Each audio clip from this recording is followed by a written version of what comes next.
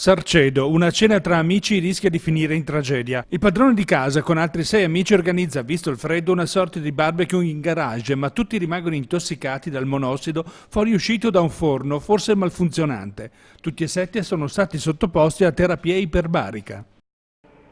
Noventa Vicentina, c'è in giro un avvelenatore di gatti. Sarebbero già 4 le micette morte nel giro di una settimana dopo aver ingoiato bocconi di carne ritrovati da 2 giovani residenti nell'angolo tra le vie Saline e Fratelli Bandiera, nel giardino delle case a schiera confinanti con la zona.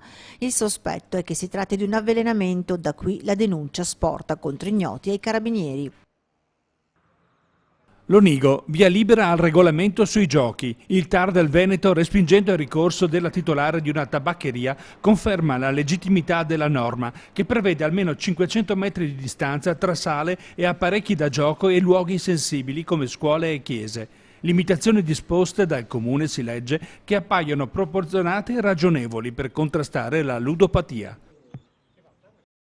2 ville, nell'ambito delle celebrazioni del centenario della Grande Guerra per ricordare chi ce l'ha fatta tornare, è stata organizzata una singolare iniziativa, la rivisitazione e sfilate per le vie cittadine dei soldati, di rientro appunto dal fronte dopo la fine della guerra.